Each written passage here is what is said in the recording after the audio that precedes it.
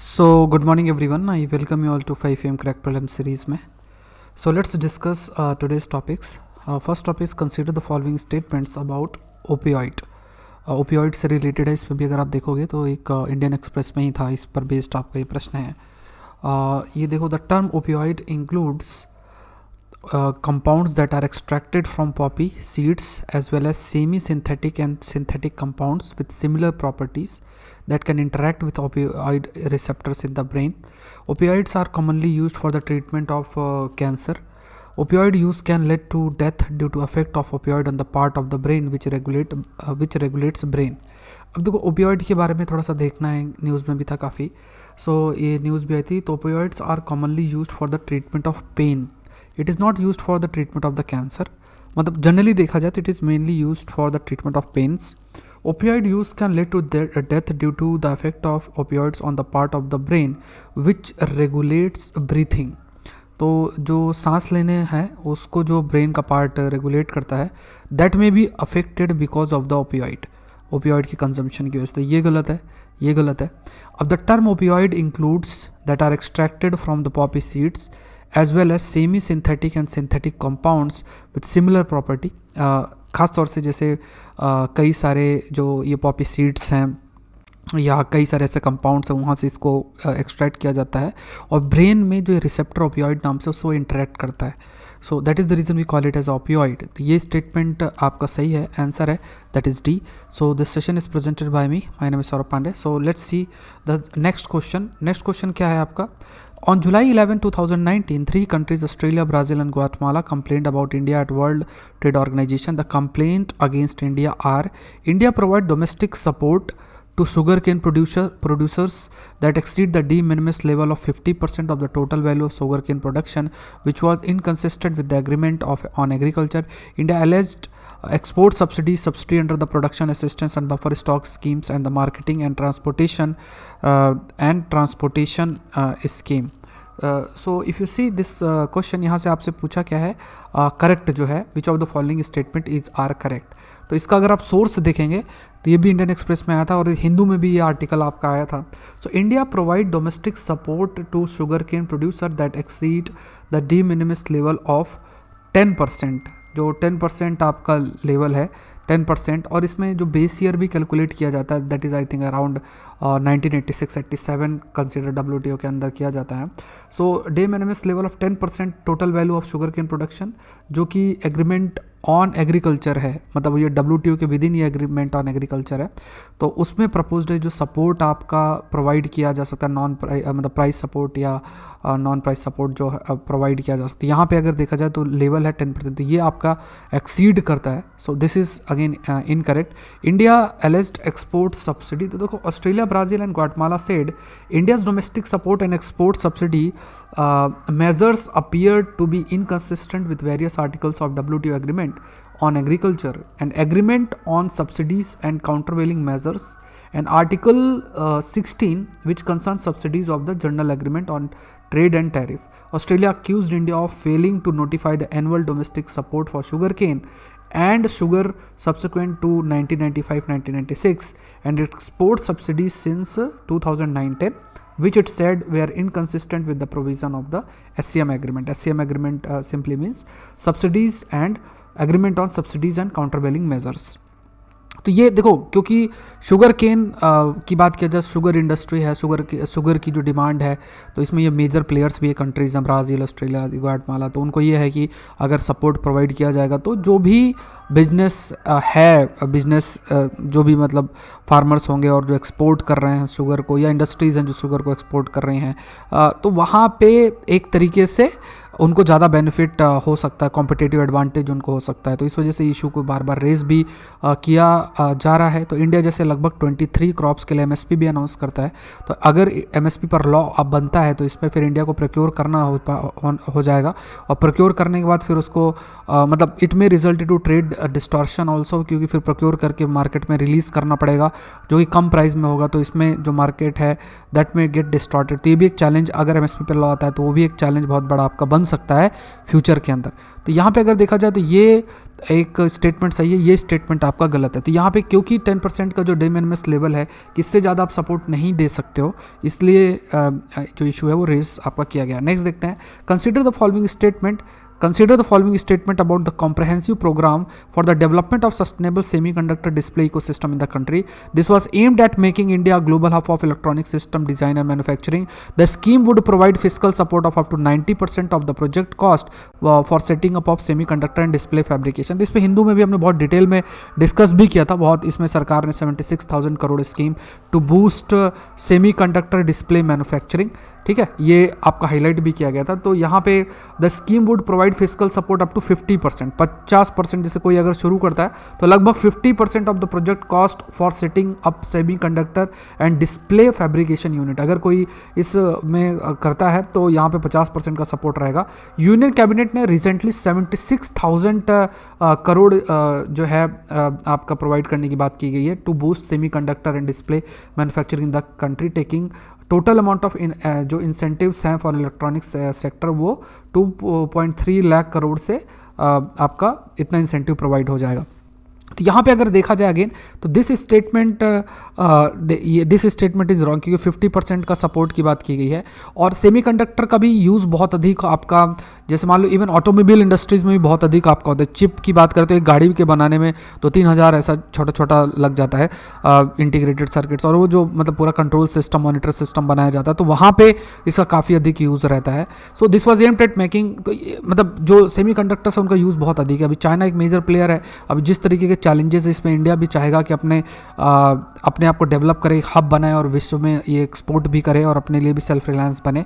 तो this was aimed at making India global hub of electronic design and manufacturing unit. तो यहाँ पे अगर देखा जाए so this scheme would provide physical support, आपका इतना प्रोवाइड करेगा। तो यहाँ पे खास तौर से इंडिया को global hub of electronic system design and manufacturing, तो यहाँ पे अगर देखा जाए तो यहाँ पे ये स्टेटमेंट सही है कि इंडिया को मतलब इंडिया को हब बनाना, इस पर भी फोकस किया गया। नेक्स्ट देखते हैं, कंसीडर द फॉलोइंग स्टेटमेंट, यहाँ पे है consider the following statement about intangible cultural heritage ICH. It is a practice, representation, expression, knowledge, skill considered by UNESCO to be a part of places cultural heritage. Intangible heritage consists of non-physical intellectual wealth. Ganesh Puja in Mumbai was the first festival in Asia to inscribed on the intangible heritage list. यहाँ पे आपको जो है correct statement बताना। तो economic times में ये आपका आया था। सो यहाँ पे अगर देखा जाए फर्स्ट पार्ट है कि Durga Puja in Kolkata was the first festival in Asia to inscribed on intangible heritage list, ठीक है। दुर्गा पूजा को अगर देखा जाए तो इसे सबसे पहला फर्स्ट फेस्टिवल इन एशिया है जिसे इंटेंजिबल हेरिटेज लिस्ट में इंक्लूड किया गया। यूनेस्को का intergovernmental committee for safeguarding of intangible cultural heritage had put Durga Puja in Kolkata on the representative list of the intangible culture heritage of humanity. This point is again very important. Intangible heritage में क्या चीज़ें होती हैं? Mainly it consist of non physical intellectual wealth, जैसे folk dance है या customs, beliefs, tradition, knowledge, language. Intangible cultural heritage is considered by the member states of UNESCO in relation to the tangible world heritage, focusing on intangible aspect of culture, ठीक है। Intangible aspect of culture पर focus करना। तो यहाँ पे गणेश पूजा यहाँ पे आपसे करेक्ट जो है वो पूछा है। तो यहाँ पे गणेश पूजा इन मुंबई वाज द फर्स्ट, तो ये मुंबई में तो होगा ही नहीं, ठीक है। गणेश पूजा इन कोलकाता, तो ये गलत हो गया। Intangible heritage consist of non physical intellectual wealth, सही है। It is a practice, representation, expression, knowledge, skill consider UNESCO to be part of place culture. This is also correct answer है, दैट इज 1 and 2। नेक्स्ट देखते हैं, consider the following statement about statement about Pradhan Mantri Krishi सिंचाई योजना launch in 2015। प्रधानमंत्री कृषि सिंचाई योजना is umbrella scheme providing central government to the state government for specific activity. It consist of 2 major component of department of water resources, river development, Ganga rejuvenation, namely accelerated irrigation benefit programme and हर खेत को पानी। Another component of PMKSY पर drop more crop is being implemented by department of agriculture and farmer welfare. तो यहाँ पे आपको correct जो है बताना। तो ये भी PIB की अगर देखोगे तो ये न्यूज़ है जिस पर बेस्ड आपका ये प्रश्न है। सो हर खेत को पानी इन टर्न कंसिस्ट ऑफ 4 सब कंपोनेंट्स, ठीक है। तो being command area development, surface minor irrigation, repair, renovation and restoration of water bodies and ground water development. ठीक है, ये 4 मेजर कंपोनेंट है। In addition watershed development part is being implemented by department of land resources. This a small thing that you should know. अब यहाँ पे अगर देखा जाए तो ये तीनों ही अगर इन स्टेटमेंट्स को देखा जाए रिलेटेड विद प्रधानमंत्री कृषि सिंचाई योजना, तो ये तीनों ही स्टेटमेंट्स आपके सही हैं। 2015 में आपका लॉन्च हुआ। 2 major component, department of water resource, river development, Ganga reservation, accelerated irrigation benefit programme भी है, हर खेत को पानी भी है। अनदर कंपोनेंट जो है पर ड्रॉप मोर क्रॉप, ये भी इंप्लीमेंट होता है by department of agriculture and farmer welfare. तो all the 3 statements are correct. Next देखते हैं, consider the following statement of algo trading. This is also important. Algo trading क्या है? Algorithm trading refers to order generated at super fast speed by the use of advanced mathematical models that involve automated execution of trade. The algo runs on the investor system and not in the broker system. The algo trading system automatically monitor the live stock prices. Live gap है, फिर stock prices, live stock मतलब साथ में जोड़ोगे तो it will be refer to related with the cattle. तो यहाँ पे livestock prices and initiate an order when a given criteria are met. ये ध्यान में रखना। अब यहाँ पे भी देखो इंडियन एक्सप्रेस का ही है। So algo run on the broker system not on the investor system, ये ध्यान में रखना है। It run on broker system, ये ब्रोकर सिस्टम में रन होता है, not on investor system. Market regulator, security and exchange board of India, SEBI, it has recently proposed that all order emanating from application programming interface of a stock broker should be treated as algorithm trading या algo के रूप में उसको consider किया जाएगा। raising concern that such restriction will hamper the growth of algo trading in India। तो यहाँ पे जो भी ऐसा मीन्स कोई भी ऐसा ऑर्डर है जो निकल रहा है from application programming interface API of stock holder से, that would be treated as a part of algo trading, उसको एल्गो ट्रेडिंग का हिस्सा मानेंगे। तो एल्गोरिथम ट्रेडिंग का मतलब क्या है? It is an order generated at super fast speed by the use of advance mathematical model, है ना, तो that involve automated execution of the trade. तो मेनली ऐप का इस्तेमाल करके और जो एडवांस मैथमेटिकल टूल का इस्तेमाल करके आपका जो ऑर्डर है वो जनरेट होना, और ये आपका ब्रोकर सिस्टम में रन होता है। और ये इट ऑल्सो हेल्प जो स्टॉक प्राइसिंग है उसको मॉनिटर करते हुए उसके बेसिस पे ही आपका जो ट्रेडिंग ऑर्डर्स हैं या वी कैन से जो ऑटोमेटेड एग्जीक्यूशन ऑफ ट्रेड है वो आपका देखा जाता है। Basically it's related with the stock prices and all.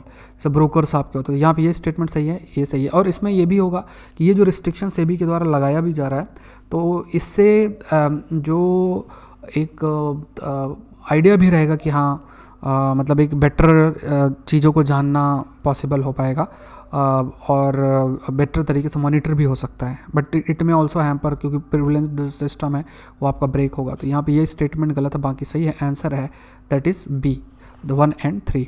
Next देखते हैं, consider the following statement about minimum age of marriage. अगर आप सेशन लाइव देख रहे हैं तो लाइक बटन जरूर से प्रेस करें। Consider the following statement about minimum age of marriage. For Hindus the Hindu marriage act set 16 year as the minimum age for the bride and 18 year as minimum age for the groom. In Islam, the marriage of minor who has attained 15 year is considered valid. The Special Marriage Act 1954 and the Prohibition of Child Marriage Act 2006 prescribe 18 and 21 year as the minimum age of consent for marriage for women and men respectively.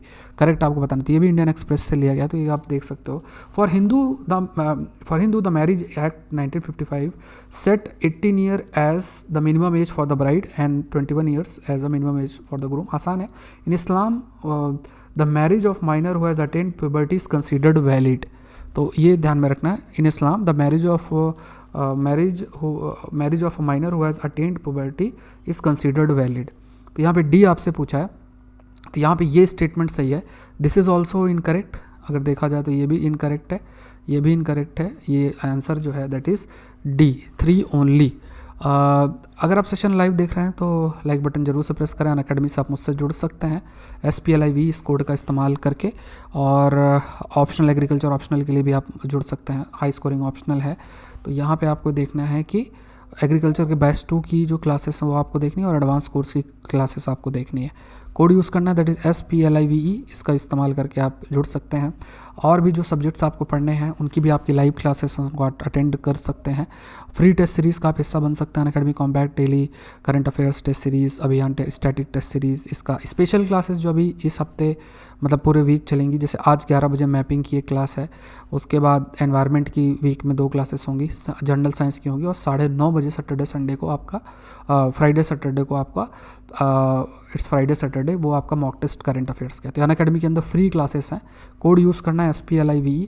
All this classes are presented by me. इसके अलावा भी और जो classes वो मैं आपको inform करूँगा group के अंदर, सारा इस जो डिटेल है दैट विल बी शेयर्ड। सो आज के लिए इतना। आई होप ये सेशन आपके हेल्पफुल रहा। Thank you everyone and let's crack it.